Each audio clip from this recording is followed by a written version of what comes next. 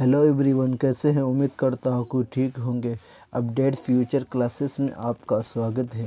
मेरे दोस्त, आज की वीडियो में हम कवर करने वाले हैं क्लास 12th का हिस्ट्री, अध्याय 1 हड़प्पा सभ्यता का मोस्ट इम्पोर्टेंट क्वेश्चन मेरे दोस्त, जो हर साल इस अध्याय से मेरे दोस्त क्वेश्चन पूछता है। चाहे लघु उत्तरीय प्रश्न हो या दीर्घ उत्तरीय प्रश्न हो, हर साल इस अध्याय से क्वेश्चन पूछता है मेरे दोस्त। क्वेश्चन नंबर 1 में कह रहा है, क्या मेरे दोस्त, पुरातात्विक से आप क्या समझते हैं? क्या कह रहे हैं मेरे दोस्त? क्वेश्चन नंबर 1 में कह रहा है कि पुरातात्विक से आप क्या समझते हैं? मेरे दोस्त, आइए हम जानते हैं कि इसका क्या आंसर होता है। पुरातात्विक एक संस्कृत भाषा का शब्द है। क्या है भाई? पुरातात्विक जो है एक संस्कृत भाषा का शब्द है जिसका अर्थ होता है खोदना। क्या? पुरातात्विक जो है वो संस्कृत भाषा का शब्द है जिसका अर्थ होता है खोदना, यानी खनन के द्वारा पृथ्वी के गर्भ से निकले हुए पदार्थ को हम क्या कहते हैं मेरे दोस्त? पुरातात्विक कहते हैं। क्या कर रहा है? पृथ्वी के गर्भ से निकले हुए पदार्थ को हम क्या कहते हैं मेरे दोस्त? पुरातात्विक कहते हैं। क्या? पुरातात्विक जो है वो संस्कृत भाषा का शब्द है। किस भाषा का मेरे दोस्त? पुरातात्विक संस्कृत भाषा का शब्द है जिसका अर्थ होता है यानी खोदना, यानी खनन के द्वारा पृथ्वी के गर्भ से निकले हुए पदार्थ को हम क्या कहते हैं मेरे दोस्त? पुरातात्विक कहते हैं। क्वेश्चन नंबर 2 में क्या कह रहा है मेरे दोस्त? हड़प्पा सभ्यता की सिंचाई के बारे में लिखे। क्या कर रहा है? ये मोस्ट इम्पोर्टेंट सब क्वेश्चन है मेरे दोस्त। क्वेश्चन नंबर 2 में कह रहा है कि हड़प्पा सभ्यता की सिंचाई के बारे में लिखिए। आखिर हड़प्पा सभ्यता में सिंचाई किसके द्वारा होता था मेरे दोस्त? हड़प्पा सभ्यता क्या हुई? हड़प्पा सभ्यता क्या की? हड़प्पा सभ्यता के निम्न सिंचाई के साधन क्या था? हड़प्पा सभ्यता में बहुत सारे तरीके से सिंचाई करते थे। क्वेश्चन क्या कर रहा है? निम्न तरीके से सिंचाई करते थे। नहरों के द्वारा सिंचाई करते थे, तालाबों के द्वारा सिंचाई करते थे, कुआं के द्वारा सिंचाई करते थे और नदियों के द्वारा सिंचाई करते थे। क्या कर रहा है मेरे दोस्त? क्या कर रहा है कि आखिर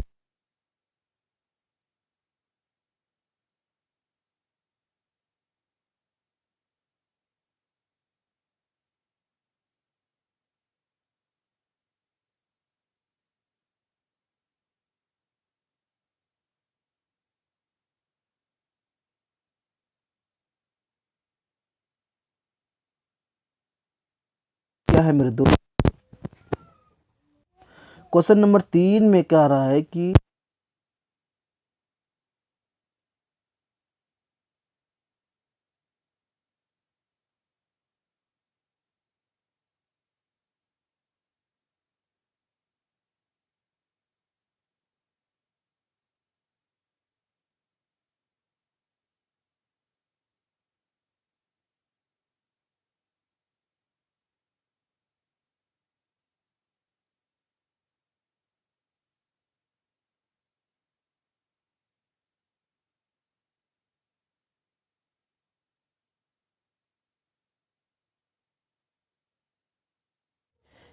इस प्रकार भी आ सकता है कि हड़प्पा क्या कहता है, किसी 5 हड़प्पा नगरों के नाम लिखे। इसी में आ जाएगा कि 4 हड़प्पा नगरों के नाम लिखे। आपको जितना नगरों के नाम लिखने का होगा आप लिख सकते हैं, जैसे मोहनजोदड़ो, हड़प्पा, चंद्रहुद्रो, लोथल, कालीबंगा, बनावली, राखीगढ़ी और सुतका गेंडोर आदि इत्यादि बहुत सारे नाम हैं। अगला क्वेश्चन क्या है? क्वेश्चन नंबर 4 में क्या कह रहा है मेरे दोस्त? क्वेश्चन नंबर 4 में कह रहा है, क्या कह रहा है? क्वेश्चन नंबर 4 में कह रहा है मेरे दोस्त, क्या कर रहा है?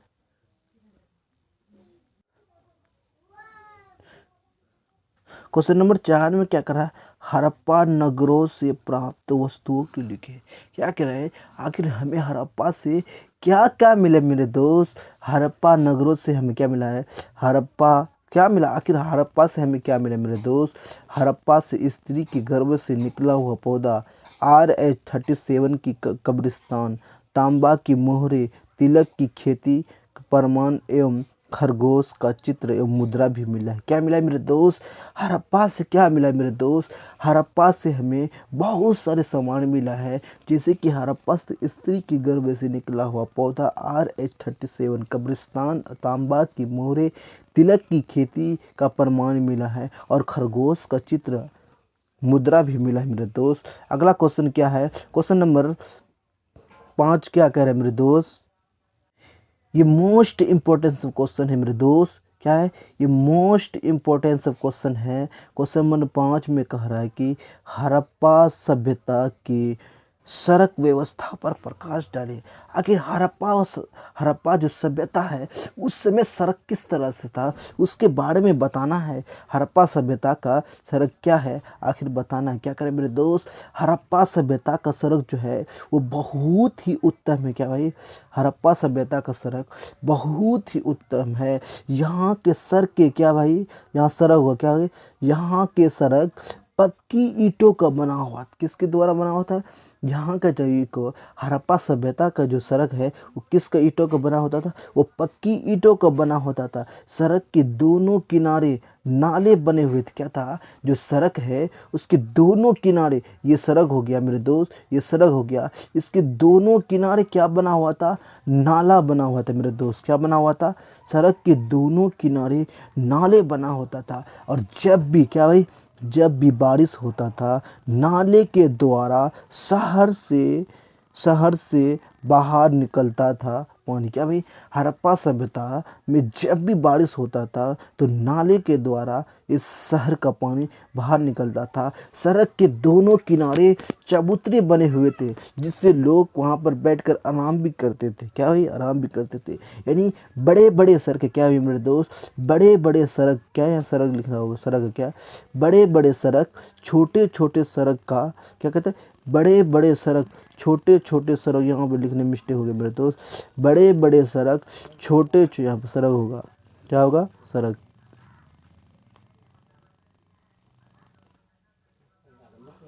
क्या कर रहा है? बड़े बड़े सड़क छोटे छोटे सड़कों का निर्माण करता था। और एक सड़क, क्या भाई? एक सड़क दूसरे सड़क को समकोण में काटता था। किसमें? समकोण में काटता था।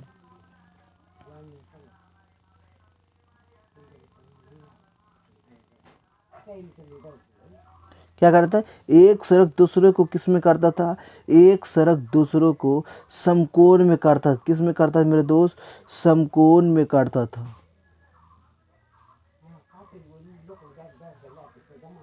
एक सड़क दूसरे सड़क को समकोण में काटता था। इस प्रकार हम कह सकते हैं कि हड़प्पा सभ्यता का सड़क व्यवस्था बहुत ही उत्तम है। क्या कह रहा है मेरे दोस्त? हड़प्पा सभ्यता का सड़क कैसा था मेरे दोस्त?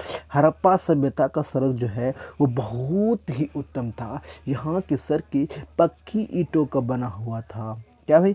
यहाँ की सड़कें पक्की ईंटों का बना होता था। सड़क के दोनों किनारे, क्या भाई? सड़क के दोनों किनारे नाले बने होते थे और जब भी बारिश होता था यहाँ से पानी, यानी शहर से पानी इसी नाले के द्वारा पानी बाहर निकलता था।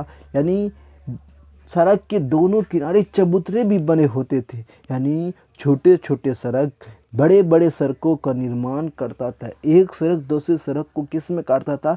समकोण में काटता था। इस प्रकार हम कह सकते हैं कि हड़प्पा सभ्यता का जो सड़क है वो बहुत ही उत्तम। क्या भाई मेरे दोस्त? हड़प्पा सभ्यता का जो सड़क जो है वो बहुत ही उत्तम है।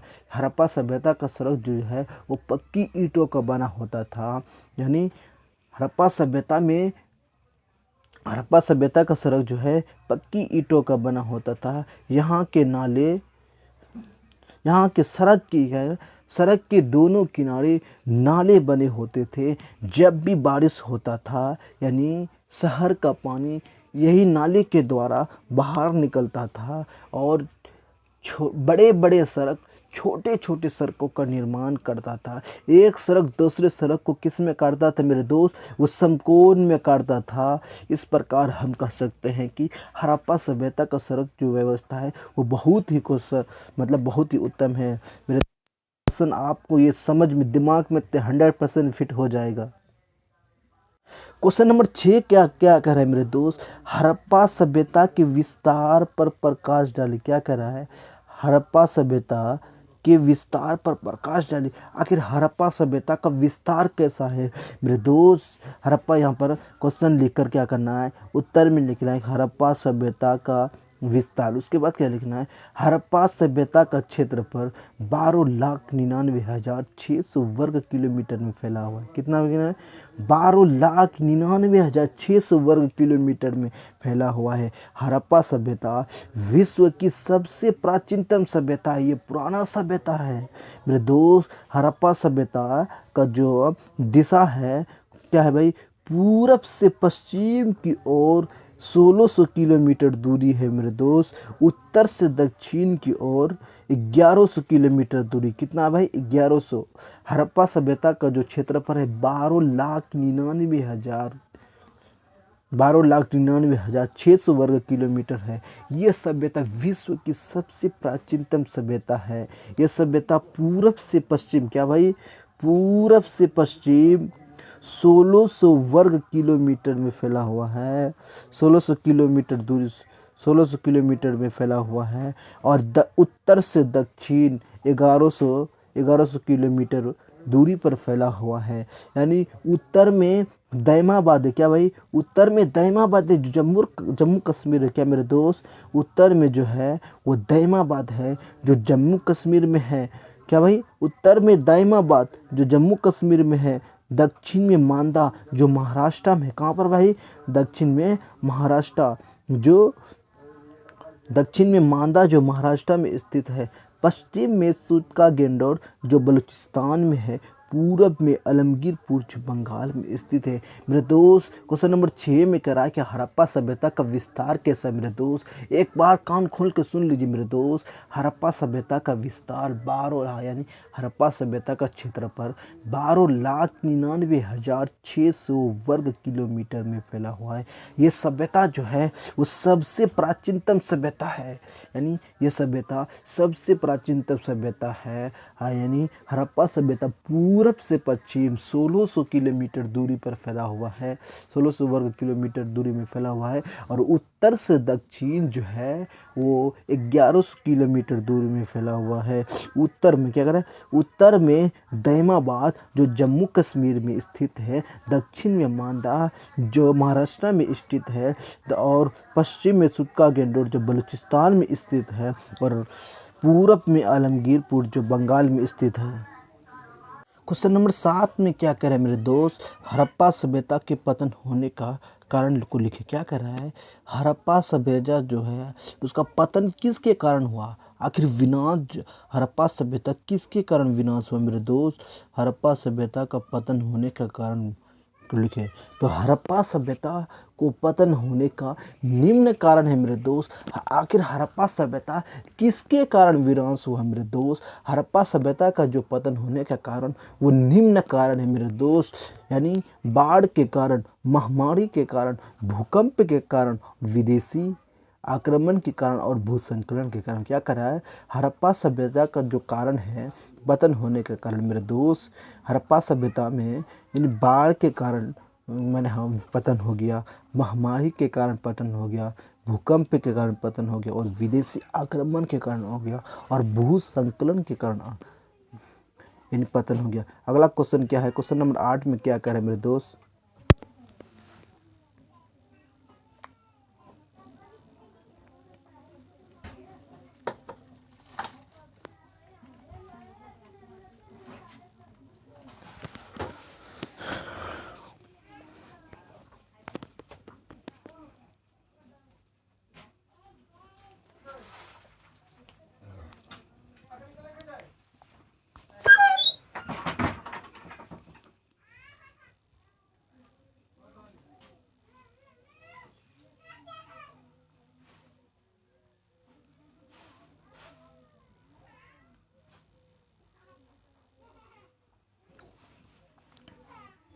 क्वेश्चन नंबर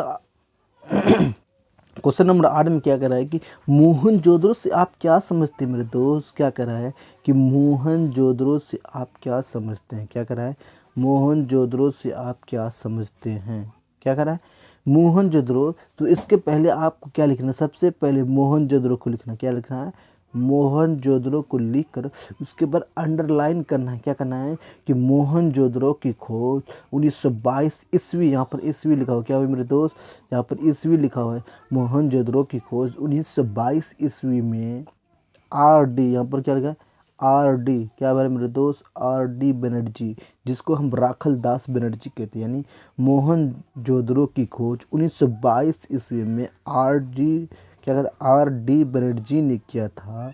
यह सिंधु नदी के किनारे बसा हुआ है। यानी मोहनजोदड़ो जो है वो सिंधु नदी के किनारे बसा होता था। यानी मोहनजोदड़ो सिंधी भाषा का शब्द है मेरे दोस्त। क्या कर रहा है, मोहनजोदड़ो वो सिंधी भाषा का शब्द है जिसका अर्थ होता है मृतकों का टीला। क्या कर रहा है, मृतकों का टीला, क्या कर रहा है, मृतकों का टीला। यानी मोहनजोदड़ो को हम सिंध का बाग भी कहते हैं। क्या कहते हैं मेरे दोस्त, मोहनजोदड़ो को हम सिंध का बाग भी कहते हैं, सिंध का बाग भी कहते हैं, सिंध का बाग भी, यहाँ बाग होगा, क्या होगा, मोहनजोदड़ो को हम सिंध का बाग भी कहते थे। यहाँ का भूमि बहुत ही उपजाऊ था और मोहनजोदड़ो को हड़प्पा के जुड़वा राजधानी के नाम से पुकारा जाता था। मोहनजोदड़ो हड़प्पा सभ्यता का सबसे बड़ा नगर था। हड़प्पा और मोहनजोदड़ो के बीच की दूरी 670 किलोमीटर दूरी है मेरे दोस्त। क्या कह रहा है कि मोहनजोदड़ो से आप क्या समझते हैं मेरे दोस्त, मोहनजोदड़ो की खोज 1922 ईस्वी में आर डी बनर्जी ने किया। किसने किया था मेरे दोस्त, आर डी बनर्जी ने किया था, यानी राखल दास बनर्जी ने किया था। यह सिंधु नदी के किनारे बसा हुआ था। यानी मोहनजोदड़ो सिंधी भाषा का शब्द है जिसका अर्थ होता है मृतकों का टीला। इसे हम सिंध का बाग भी कहते हैं।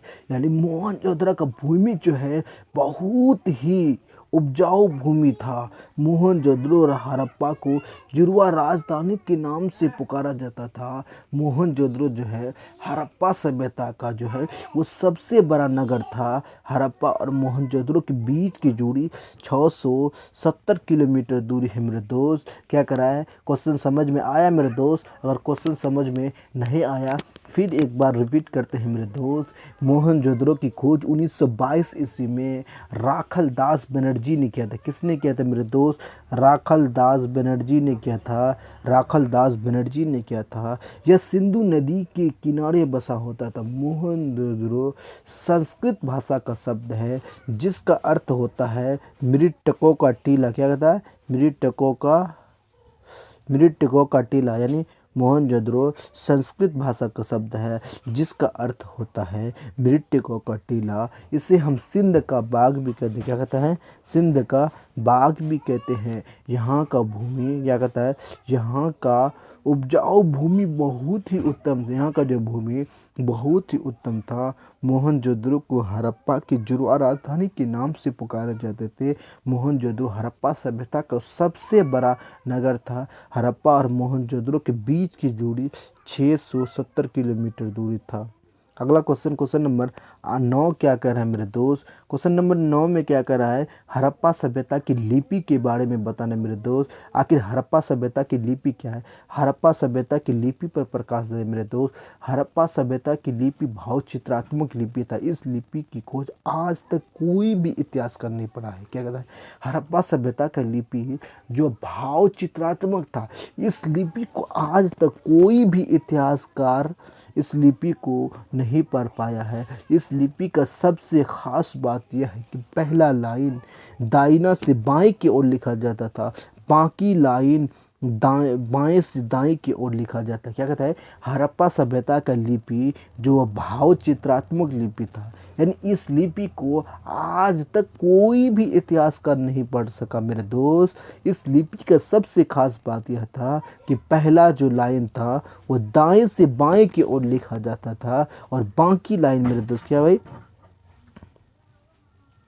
पहला लाइन दाएं से बाएं की ओर लिखा जाता था, बाकी लाइन बाएं से दाएं की ओर लिखा जाता था।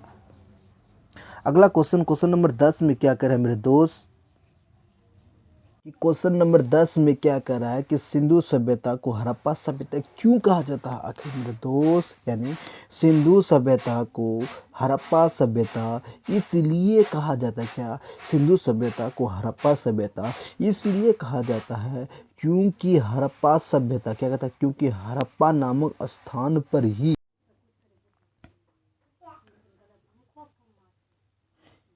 यानी क्योंकि हड़प्पा नामक स्थान पर ही 1922 ईस्वी में किसने भाई 1922 ईस्वी को किसने किया था, दयाराम साहनी ने उत्खनन किया था। हड़प्पा सभ्यता को महत्वपूर्ण नगर होने के कारण इस सभ्यता को सिंधु घाटी सभ्यता के नाम से जाना जाता है। क्या कहता है, हड़प्पा सभ्यता को महत्वपूर्ण नगर होने के कारण यानी इस सभ्यता को सिंधु घाटी सभ्यता के नाम से जाने जाते हैं। यानी सिंधु नदी के किनारे बसा होता था, इसीलिए इस सभ्यता को हम सिंधु घाटी सभ्यता के नाम से जाने जाते हैं। क्या करें मेरे दोस्त, यानी सिंधु घाटी सभ्यता को हड़प्पा सभ्यता क्यों कहते हैं मेरे दोस्त। सिंधु घाटी सभ्यता को हड़प्पा सभ्यता इसलिए कहा जाता है क्योंकि हड़प्पा नामक स्थान पर ही सन 1922 में क्या कहता है, हड़प्पा नामक स्थान पर ही सन 1922 ईस्वी को दयाराम साहनी ने उत्खनन कराया था। हड़प्पा सभ्यता को महत्वपूर्ण नगर होने के कारण इस सभ्यता को सिंधु घाटी सभ्यता कहते हैं। क्या कहते हैं, हड़प्पा सभ्यता का महत्वपूर्ण नगर होने के कारण इस सभ्यता को यानी सिंधु घाटी सभ्यता के नाम से जाने जाते थे। यह सभ्यता सिंधु नदी के किनारे बसा हुआ था। क्या भाई, यह सभ्यता जो है सिंधु नदी के किनारे बसा होता था, इसीलिए इस सभ्यता को हम सिंधु सभ्यता कहते हैं। क्वेश्चन नंबर 11 में क्या कह रहे हैं मेरे दोस्त, हड़प्पा सभ्यता को मातृ प्रधान सभ्यता क्यों कहा जाता है मेरे दोस्त। क्या कह रहा है कि हड़प्पा सभ्यता को मातृ प्रधान सभ्यता क्यों कहा जाता है मेरे दोस्त। बिल्कुल यह बात सत्य है। क्या कहता है, बिल्कुल यह बात सत्य है क्योंकि हड़प्पा सभ्यता मातृ प्रधान सभ्यता क्या कहता है, हड़प्पा सभ्यता जो है वो मातृ प्रधान सभ्यता क्या कहता है, हड़प्पा सभ्यता जो है वो मातृ प्रधान सभ्यता है क्योंकि यह सभ्यता के लोग धरती को उर्वरता की देवी मानकर पूजा करता था। किसको, धरती को उर्वरता की देवी को मानकर पूजा करता था। यहाँ की घर के मुखिया पिता न होकर माता होता था। यहाँ की स्त्रियों को उच्च शिक्षा ग्रहण कर सकते थे। इस प्रकार हम कह सकते हैं कि हड़प्पा सभ्यता मातृ प्रधान सभ्यता कहते। क्या कहते हैं, इस प्रकार हम कह सकते हैं कि हड़प्पा सभ्यता को हम मातृ प्रधान सभ्यता कहते हैं। 11 number question most important question है। क्या कहते हैं मेरे दोस्त, हड़प्पा सभ्यता को मातृ प्रधान सभ्यता क्यों कहते हैं मेरे दोस्त। हड़प्पा सभ्यता को मातृ प्रधान सभ्यता यानी बिल्कुल यह बात सत्य है क्योंकि हड़प्पा सभ्यता को मातृ प्रधान सभ्यता इसलिए कहा जाता है क्योंकि हड़प्पा सभ्यता के लोग धरती को उर्वरता को देवी मानकर पूजा करता। क्या कहता है, धरती को देवी मानकर पूजा करते थे। यहाँ के लोग यानी हड़प्पा सभ्यता में लोग पिता को घर का मुखिया नाम मान के यानी माता को घर का मुखिया मानते थे। यहाँ यानी हड़प्पा सभ्यता में स्त्रियों को यानी उच्च ग्रहण यानी शिक्षा ग्रहण करने की यानी स्त्रियों को उच्च शिक्षा ग्रहण कर सकते थे। क्या कहता है, हड़प्पा सभ्यता में यानी हड़प्पा सभ्यता को मातृ प्रधान सभ्यता इसलिए कहा जाता है क्योंकि हड़प्पा सभ्यता के लोग धरती की उर्वरता यानी देवी मानकर पूजा करते थे। यहाँ के लोग पिता को मुखिया घर का मुखिया पिता को नाम मान के माता को घर की मुखिया मानता था और यहाँ स्त्रियों को उच्च शिक्षा ग्रहण कर सकते थे। इस प्रकार हम कह सकते हैं कि हड़प्पा सभ्यता को मातृ प्रधान सभ्यता कहते हैं।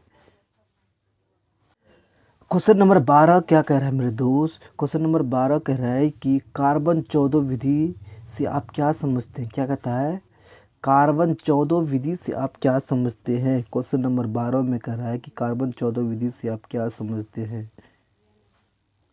क्या कर रहा है, कार्बन 14 विधि से आप क्या समझते हैं। क्या कर रहा है, तिथि निर्धारण की वैज्ञानिक विधि को कार्बन 14 विधि कहते। क्या कहता है, तिथि निर्धारण को क्या मेरे दोस्त, तिथि निर्धारण को वैज्ञानिक वैज्ञानिक विधि को कार्बन 14 विधि कहते हैं। इस विधि की खोज 1922 ईस्वी में क्या कहता है?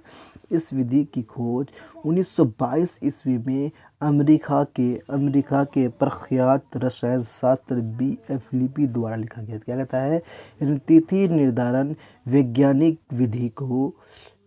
विधि को कार्बन 14 विधि कहते हैं। इस विधि की खोज 1946 ईस्वी में अमेरिका के प्रख्यात रसायन शास्त्र B.F. लिपि के द्वारा लिखा गया था। इस विधि के अनुसार किसी भी जीवित वस्तु में क्या कहते हैं? इस विधि के अनुसार किसी भी जीवित वस्तु में कार्बन 12 एवं कार्बन 12 एवं कार्बन 14 समान मात्रा में पाया जाता है। मृत्यु अथवा विनाश की अवस्था में कार्बन 14 स्थित रहता है, मगर कार्बन 12 स्थित रहता है, लेकिन कार्बन 14 निरंतर क्षय होने लगता है। इससे यह पता चलता है कि जिस पदार्थ में कार्बन की मात्रा कम होता है वो उतना ही प्राचीनतम माना जाता है। मतलब क्या कर रहा है? यानी जिस पदार्थ में कार्बन की मात्रा कम होता है वो उतना ही पुराना होता है मेरे दोस्त। यानी क्या कर रहा है? कार्बन 14 से आप क्या समझते हैं? यानी तिथि निर्धारण वैज्ञानिक विधि को कार्बन 14 विधि कहते हैं। इस विधि की खोज 1946 ईस्वी में किसने किया था? अमेरिका के रसायन शास्त्र यानी अमेरिका के प्रख्यात रसायन शास्त्र B.F. लिपि के द्वारा लिखा गया था। इस विधि के अनुसार किसी भी वस्तु में क्या करें? इस विधि के अनुसार किसी भी जीवित व्यक्ति में क्या करें? किसी भी जीवित वस्तु में कार्बन क्या करें? किसी भी जीवित वस्तु में कार्बन 12 एवं कार्बन 14 स्थिर पाया जाता है। क्या कहता है? समान मात्रा में पाया जाता है मेरे दोस्त। यानी मृत्यु अथवा विनाश की अवस्था में कार्बन 12 स्थिर रहता है, मगर कार्बन 14 स्थिर नहीं होता है। यानी इससे यह पता चलता है कि जिस पदार्थ में कार्बन 14 से कम होता है वो पदार्थ उतना ही प्राचीनतम माना जाता है मेरे दोस्त। अगर ये क्वेश्चन समझ में ना आया दोबारा फिर से समझिए मेरे दोस्त। या क्या कर रहा है? तिथि निर्धारण को वैज्ञानिक विधि को कार्बन 14 विधि कहा जाता है। इस विधि की खोज 1946 ईस्वी में अमेरिका के प्रख्यात रसायन शास्त्र B.F. लिपि के द्वारा लिखी गई थी। क्या कहते? B.F. लिपि के द्वारा की गई थी। इस विधि के अनुसार किसी भी जीवित वस्तु में कार्बन 12 एवं कार्बन 14 समान मात्रा में पाया जाता है मेरे दोस्त। जब कोई भी जीवित वस्तु मृत्यु होता है, यानी मृत्यु के क्या कहते हैं? मृत्यु अथवा विनाश की अवस्था में यानी कार्बन 12 जो है वो स्थिर रहता है और कार्बन 14 वो क्षय होने लगता है। यानी इससे यह पता चलता है कि यानी जिस पदार्थ में कार्बन की मात्रा कम होता है वो उतना ही प्राचीनतम माना जाता है मेरे दोस्त। अब हम दीर्घ उत्तरीय प्रश्न करेंगे। क्या करेंगे मेरे दोस्त? दीर्घ उत्तरीय प्रश्न के बारे में। क्या मेरे दोस्त? अब हम किसमें? दीर्घ उत्तरीय प्रश्न जो मोस्ट इम्पोर्टेंट क्वेश्चन है मेरे दोस्त, इसमें हम कवर करेंगे मेरे दोस्त। क्या कह रहा है कि हड़प्पा सभ्यता के नगर नियोजन पर विवेचना करें। ये मोस्ट इम्पोर्टेंट क्वेश्चन है मेरे दोस्त। ये VBI क्वेश्चन है। क्या कह रहा है कि हड़प्पा सभ्यता के नगर नियोजन होने को विवेचना करें। हड़प्पा सभ्यता के नगर नियोजन होने का निम्न कारण है, जैसे कि सड़क, नाला, नंबर 1 सड़क, नंबर 2 नाला, नंबर 3 स्नानागार और नंबर 3 इसको भवन। इसको हम डिफाइन करेंगे मेरे दोस्त। आखिर नाला क्या है, सड़क क्या है, स्नानागार क्या है मेरे दोस्त, और भवन क्या है मेरे दोस्त।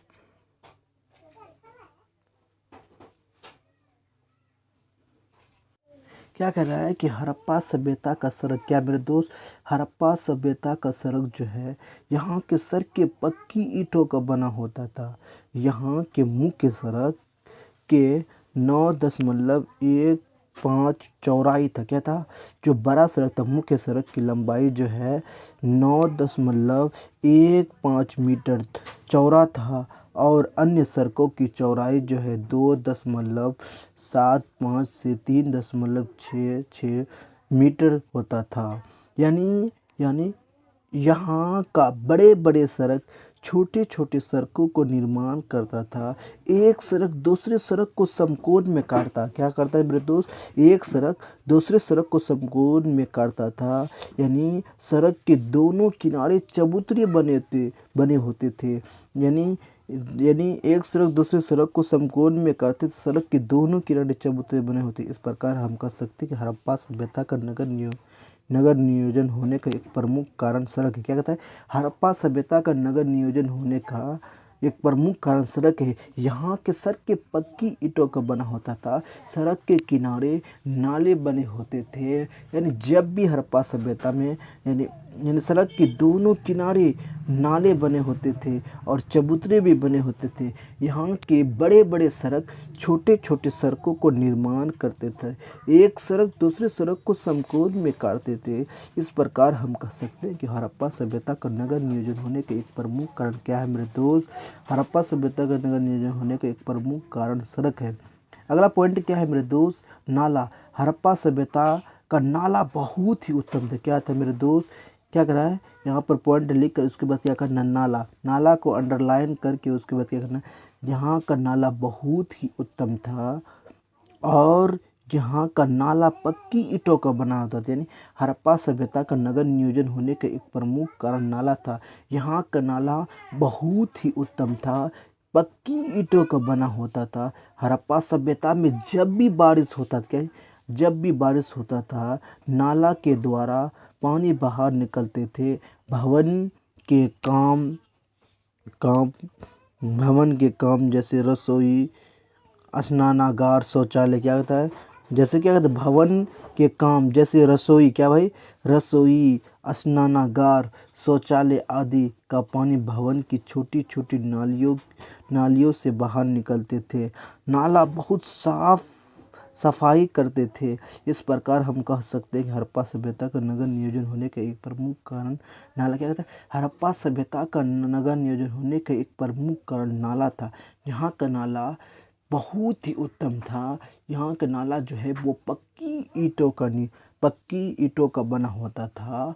जब भी यहाँ पर बारिश होता था, यही नाला के द्वारा पानी बाहर निकलता था। इस प्रकार हम कह सकते हैं कि हड़प्पा सभ्यता का नगर नियोजन होने के एक प्रमुख कारण नाला है। अगला पॉइंट क्या है मेरे दोस्त, स्नानागार। यानी हड़प्पा सभ्यता का नगर नियोजन होने का एक प्रमुख कारण क्या है, स्नानागार। यानी क्या है मेरे दोस्त, हड़प्पा सभ्यता का नगर नियोजन होने का एक प्रमुख कारण स्नानागार था। यानी हड़प्पा क्या कहता है, हड़प्पा सभ्यता के नगर नियोजन होने का एक प्रमुख कारण क्या था मेरे दोस्त,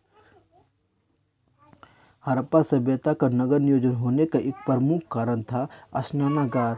क्योंकि मोहनजोदड़ो से क्या कहते हैं, मोहनजोदड़ो से एक बड़ा स्नानागार मिलता है। क्या कहता है, यहाँ मोहनजोदड़ो से क्या मिलता था मेरे दोस्त, मोहनजोदड़ो से यह स्नानागार मिलता था। क्या मिलता था मेरे दोस्त, मोहनजोदड़ो से स्नानागार मिलता था। यहाँ हड़प्पा सभ्यता का नगर नियोजन होने के एक प्रमुख कारण थे मेरे दोस्त, स्नानागार। यहाँ का स्नानागार क्या कहता है, यह स्नानागार में कई आदमी एक साथ स्नान करते थे और कई आदमी एक साथ सीढ़ी के द्वारा ऊपर नीचे करते थे मेरे दोस्त। क्या कहता है, हड़प्पा सभ्यता का नगर नियोजन होने के एक प्रमुख कारण था स्नानागार। यह स्नानागार वो पक्की ईंटों का बना होता है। किसके द्वारा बना होता है मेरे दोस्त, यह स्नानागार पक्की ईंटों का बना होता था। यह स्नानागार में कई आदमी एक साथ स्नान करते थे और बहुत सारा आदमी एक साथ सीढ़ी के द्वारा ऊपर नीचे करते थे। क्या कर रहा है, ऊपर नीचे करते थे। क्या कर रहा है, इसमें एक पॉइंट क्या है, स्नानागार। यानी हड़प्पा सभ्यता का नगर नियोजन होने का एक प्रमुख कारण था स्नानागार। क्योंकि मोहनजोदड़ो से एक बड़ा स्नानागार मिलता था। यह स्नानागार में कई आदमी एक साथ स्नान करते थे और कई आदमी एक साथ यानी सीढ़ी के द्वारा ऊपर नीचे करते थे। इस प्रकार हम कह सकते हैं कि हड़प्पा सभ्यता का नगर नियोजन होने का एक प्रमुख कारण स्नानागार है। अब क्या है मेरे दोस्त, अगला पॉइंट है कि भवन, यानी आखिर भवन क्या था। हड़प्पा सभ्यता का नगर नियोजन होने का एक प्रमुख कारण था भवन। यहाँ का भवन पक्की ईंटों का बना होता था। भवन एक मंजिल के साथ साथ बहुमंजिला भी हुआ करता था। क्या कहता है, यहाँ का भवन एक मंजिल के साथ साथ बहुमंजिला भी होता था। क्या भाई, एक मंजिल के साथ साथ बहुमंजिला भी भवन होता था और बहुत सुंदर और आकर्षक होता था। इस प्रकार हम कह सकते हैं कि हड़प्पा सभ्यता का नगर नियोजन होने के एक प्रमुख कारण मेरे दोस्त भवन है। क्या है मेरे दोस्त, भवन है। मेरे दोस्त ये क्वेश्चन बहुत सी इम्पोर्टेंट सा क्वेश्चन है कि हड़प्पा सभ्यता का नगर नियोजन होने का कौन कौन सा कारण है। तो क्या, सड़क, नाला, स्नानागार और भवन। अगला क्वेश्चन, क्वेश्चन नंबर 2 में क्या कर रहा है, ये मोस्ट इम्पोर्टेंट सा क्वेश्चन है कि क्या कर रहा है। क्वेश्चन नंबर 2 में कर रहा है दीर्घ उत्तर प्रश्न का। क्वेश्चन नंबर 2 कर रहा है कि हड़प्पा सभ्यता को पतन होने का कारण को लिखे, यानी आखिर हड़प्पा सभ्यता का पतन किसके कारण हुआ, आखिर ये सभ्यता विनाश कैसे हुआ। यानी हड़प्पा जो सभ्यता है आखिर वो विनाश कैसे हुआ, इस ख़त्म कैसे हुआ मेरे दोस्त। हड़प्पा सभ्यता का पतन होने का निम्नलिखित कारण है। क्या करना है, क्या हड़प्पा सभ्यता का पतन होने का निम्न कारण है। नंबर 1 में लिखना बाढ़, नंबर 2 में लिखना महामारी, नंबर 3 में लिखना भूकंप, नंबर 4 में लिखना विदेशी आक्रमण, नंबर 5 में लिखना है भूस्खलन। इसको मतलब इसको डिफाइन करना है कि आखिर बाढ़ कैसे आया। यानी नंबर 1 में क्या कर है बाढ़, यानी इसको बाढ़ को लिखकर, यानी बाढ़ को लिखकर इसको यहाँ पर यानी अंडरलाइन कर देना। उसके बाद लिखना कि हड़प्पा सभ्यता का पतन होने का एक प्रमुख कारण बाढ़ है। कई इतिहासकारों का कहना था कि हड़प्पा सभ्यता में बाढ़ आने के कारण यहाँ के लोग डूब गया और और जो और जो लोग बचा इस सभ्यता को छोड़कर दूसरे सभ्यता में बस गया। इस प्रकार हम कह सकते हैं कि हड़प्पा सभ्यता का पतन होने का एक प्रमुख कारण बाढ़ है। क्या भाई मेरे दोस्त, हड़प्पा सभ्यता का पतन होने का एक प्रमुख कारण था बाढ़। कई इतिहासकारों का कहना था हड़प्पा सभ्यता में बाढ़ आ गया जिसके कारण यहाँ के लोग यानी डूब कर मर गए और जो लोग बचे इस सभ्यता में वो दूसरे सभ्यता में बस गया। इस प्रकार हम कह सकते हैं कि हड़प्पा सभ्यता का पतन होने के एक प्रमुख कारण बाढ़ है। अगला पॉइंट क्या है मेरे दोस्त, अगला पॉइंट क्या है, यानी महामारी। क्या कर रहा है, महामारी। ये क्या है, महामारी। महामारी लिखकर इसको अंडरलाइन कर देना। उसके बाद क्या करना है कि हड़प्पा सभ्यता का पतन होने का एक प्रमुख कारण था महामारी। कई इतिहासकारों का कहना था कि हड़प्पा सभ्यता में महामारी फैल गया जिसके कारण यहाँ के लोग मर गए और जो लोग इस सभ्यता में बसा वो दूसरी सभ्यता में क्या कहता है, और जो लोग इस सभ्यता में बचे, क्या भाई, जो लोग इस सभ्यता में बचे वो दूसरी सभ्यता में चला गया। इस प्रकार हम कह सकते हैं कि हड़प्पा सभ्यता का पतन होने का एक प्रमुख कारण क्या है मेरे दोस्त, वो महामारी। क्या करना है कि पॉइंट लिख कर क्या करना है, हड़प्पा सभ्यता का पतन होने का एक प्रमुख कारण तो महामारी। कई इतिहासकार बताते हैं कि हड़प्पा सभ्यता में महामारी आ गया जिसके कारण यहाँ के लोग मर गए और जो लोग इस सभ्यता में बचा वो दूसरी सभ्यता में चले गया। इस प्रकार हम कह सकते हैं कि हड़प्पा सभ्यता का पतन होने के एक प्रमुख कारण महामारी है। अगला पॉइंट क्या है मेरे दोस्त, अगला पॉइंट है क्या कर रहा है, अगला पॉइंट क्या है मेरे दोस्त, क्या कर रहा है, भूकंप। क्या कर रहा है, भूकंप। आखिर भूकंप क्या है, यानी भूकंप को लिखकर उसको अंडरलाइन करना है। उसके बाद क्या करना है, हड़प्पा सभ्यता का पतन होने का एक प्रमुख कारण था भूकंप। कई इतिहासकारों का कहना था कि हड़प्पा सभ्यता में भूकंप आ गया जिसके वजह से यहाँ के लोग दब गए, यानी जिसके कारण यहाँ के लोग दब गए और इस सभ्यता का विनाश हो गया। अतः इस प्रकार कह सकते हैं कि हड़प्पा सभ्यता का पतन होने का एक प्रमुख कारण था भूकंप। अगला क्वेश्चन, अगला पॉइंट क्या है मेरे दोस्त, विदेशी आक्रमण। क्या करे मेरे दोस्त, विदेशी आक्रमण। यानी हड़प्पा सभ्यता का पतन होने का एक प्रमुख कारण था विदेशी आक्रमण। यानी कई इतिहासकारों का कहना था कि हड़प्पा सभ्यता में विदेशी आक्रमण होने के कारण यहाँ का धन लूट कर चले गए, जिसके कारण यहाँ यह सभ्यता पतन हो गया। अतः हम इस प्रकार कह सकते हैं कि हड़प्पा सभ्यता का पतन होने का एक प्रमुख कारण था विदेशी आक्रमण। यानी उसके बाद क्या करना है मेरे दोस्त, इस सारा पॉइंट लिखने के बाद नीचे में लिखना है, ऊपर युक्त कथन से यह स्पष्ट हो जाता है कि हड़प्पा सभ्यता का नगर नियोजन होने का यानी पतन होने का कौन कौन से कारण है। क्या भाई, हड़प्पा सभ्यता आखिर पतन किसके कारण हुआ मेरे दोस्त।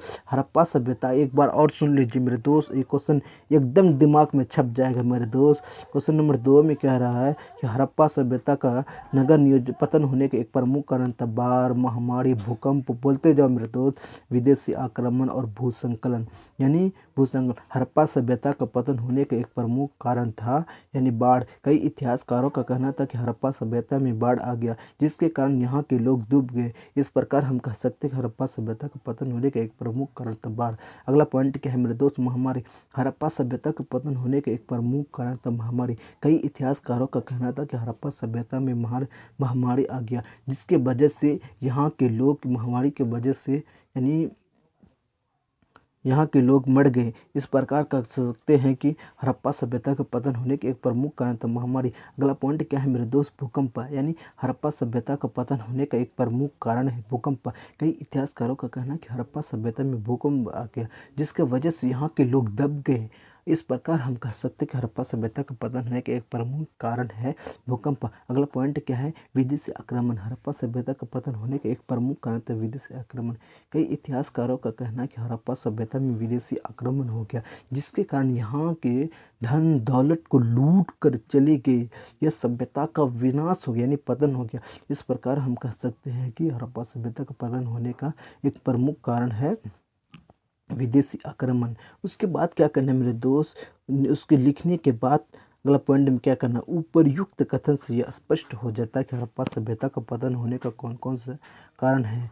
अगला क्वेश्चन है, ये मोस्ट इम्पोर्टेंट क्वेश्चन है मेरे दोस्त। इसमें हर साल एक क्वेश्चन इस तरह से घुमा कर बोलेगा कि हड़प्पा सभ्यता का सामाजिक और आर्थिक जीवन को विवेचना करें, या आर्थिक और धार्मिक की विवेचना करें, या तीनों पॉइंट आ जाएगा मेरे दोस्त। या हड़प्पा सभ्यता के सामाजिक, आर्थिक और धार्मिक। क्या भाई, हड़प्पा सभ्यता का मेरे दोस्त क्या भाई, सामाजिक, क्या भाई, सामाजिक, आर्थिक और धार्मिक जीवन की विवेचना करें। आखिर हड़प्पा सभ्यता में सामाजिक आर्थिक कैसा था, सामाजिक कैसा जीवन जीता था, वहाँ पर आर्थिक कैसे प्राप्त होता था, वहाँ के लोग धार्मिक किसको पूजा करता था।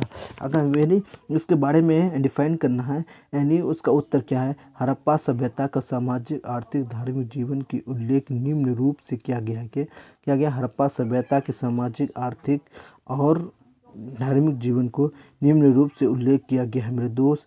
सामाजिक हो गया नंबर 1 में, सामाजिक। क्या भाई, सामाजिक। उसके बाद अगला पॉइंट क्या है मेरे दोस्त,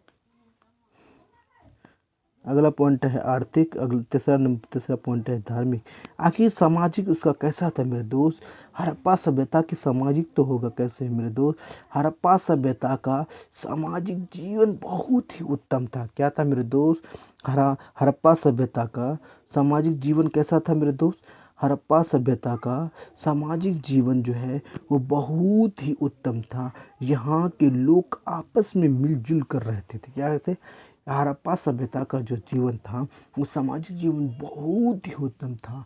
यहाँ के लोग आपस में मिलजुल कर रहते थे, यहाँ के घर में ताला नहीं लगाते थे और चोरी भी नहीं हुआ करता था, और यहाँ के लोग महिलाओं को पूजा करते थे। क्या भाई, हड़प्पा सभ्यता का सामाजिक जीवन कैसा था भाई, हड़प्पा सभ्यता का सामाजिक जीवन जो था वो बहुत ही उत्तम था। यहाँ के लोग आपस में मिलजुल कर रहते थे। क्या भाई, यहाँ के लोग आपस में मिलजुल कर रहते थे। क्या भाई, आपस में मिलजुल कर रहते थे।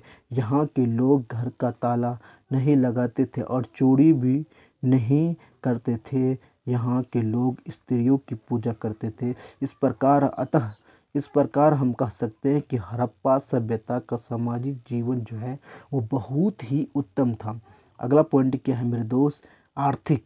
क्या है, अगला पॉइंट को लिख कर मेरे दोस्त, अगला पॉइंट को लिख कर उसके बाद यहाँ पर अंडरलाइन करना, उसको बोल्ड करना, मतलब बोल्ड करना है। उसके बाद क्या करना, हड़प्पा सभ्यता का आर्थिक जीवन जो है वो बहुत ही उत्तम था। यहाँ के लोग अपना आजीविका चलाने के लिए क्या कहता है, यहाँ के लोग अपना आजीविका चलाने के लिए कृषि एवं क्या कहता है, कृषि एवं पशुपालक करते थे। क्या कहता है, पशु को पालते थे, जिससे यहाँ के लोगों को आय प्राप्त होता था और बहुत धनी होते थे, क्योंकि यहाँ के लोग पक्की पक्की ईंटों का घर बनाकर रहते थे। क्या कहता है, हड़प्पा सभ्यता का आर्थिक जीवन जो था वो बहुत ही उत्तम था।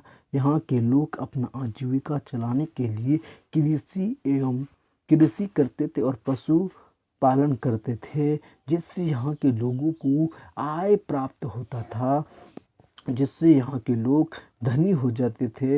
यहाँ के लोग पक्की ईंटों का घर बनाकर रहते थे। अतः हम इस प्रकार कह सकते हैं कि हड़प्पा सभ्यता का यानी हड़प्पा सभ्यता का आर्थिक जो जीवन था वो बहुत उत्तम था, यानी बहुत ही अच्छा था। अगला पॉइंट क्या है मेरे दोस्त, अगला पॉइंट क्या है,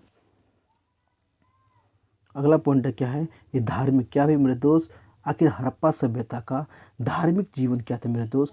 हड़प्पा सभ्यता को यानी धार्मिक को लिखकर उसके बाद अंडरलाइन कर देना है कि हड़प्पा सभ्यता का धार्मिक जीवन जो था वो बहुत ही उत्तम था।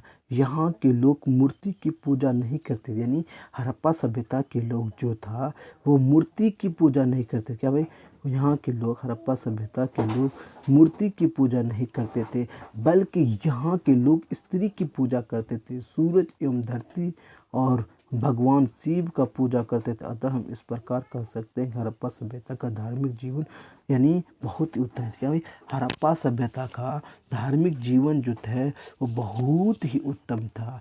यहाँ के लोग स्त्री की पूजा करते थे, यहाँ के लोग जो था मूर्ति की पूजा नहीं करते थे, बल्कि स्त्रियों की पूजा करते थे, सूरज की पूजा करते थे, धरती की पूजा करते थे और भगवान शिव की पूजा करते थे। अतः हम इस प्रकार कह सकते हैं कि हड़प्पा सभ्यता का धार्मिक जीवन बहुत ही उत्तम था। यानी उपर्युक्त कथन से यह स्पष्ट हो जाता है कि हड़प्पा सभ्यता का धार्मिक सांस्कृतिक यानी हड़प्पा सभ्यता की धार्मिक आर्थिक और सामाजिक जीवन बहुत ही उत्तम है। क्या मेरे दोस्त, ये क्वेश्चन मोस्ट इम्पोर्टेंट क्वेश्चन है कि हड़प्पा सभ्यता का धार्मिक जीवन, सामाजिक, धार्मिक और आर्थिक जीवन कैसा है। इसको क्या करना है कि हड़प्पा सभ्यता, एक बार चलते चलते इस मतलब इस क्वेश्चन को एक बार और सुन लीजिए। हड़प्पा सभ्यता का धार्मिक जीवन कैसा था, सामाजिक जीवन कैसा था, आर्थिक जीवन कैसा था। तो हड़प्पा सभ्यता का सामाजिक जीवन जो था वो बहुत ही उत्तम था। यहाँ के लोग आपस में मिलजुल कर रहते थे और यहाँ के लोग घरों में ताला नहीं लगाते थे और यहाँ पर चोरी भी नहीं करते थे। और यहाँ के लोग वो स्त्री की पूजा करते थे, किसका, महिला एवं स्त्री की पूजा करते थे। इस प्रकार हम कह सकते हैं कि हड़प्पा सभ्यता का सामाजिक जीवन जो है वो बहुत ही उत्तम है। अगला पॉइंट क्या है मेरे दोस्त, आर्थिक जीवन।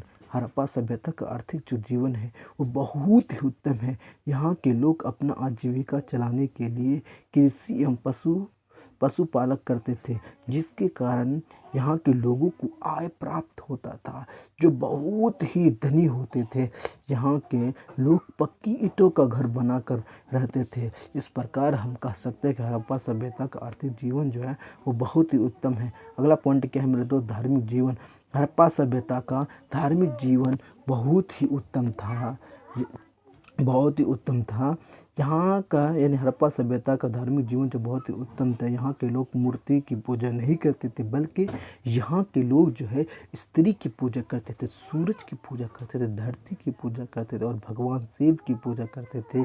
अतः हम इस प्रकार कह सकते हैं कि हड़प्पा सभ्यता का धार्मिक जीवन जो है बहुत ही उत्तम है। उपर्युक्त कथन से यह स्पष्ट हो जाता है कि हड़प्पा सभ्यता का धार्मिक, सामाजिक, धार्मिक और आर्थिक जीवन बहुत ही उत्तम है। इसी के साथ में इस वीडियो को मैं एंड करता हूँ मेरे दोस्त। इस चैप्टर का जो भी जितना भी क्वेश्चन हुआ ये मोस्ट इम्पोर्टेंट क्वेश्चन है मेरे दोस्त, ये मोस्ट VBI सब क्वेश्चन है मेरे दोस्त। अगर यह वीडियो अच्छा लगे तो मेरे दोस्त लाइक, शेयर, कमेंट करना नहीं भूलिएगा और सब्सक्राइब करना ना भूलिएगा मेरे दोस्त। तब तब के लिए लव यू, बाय, टाटा।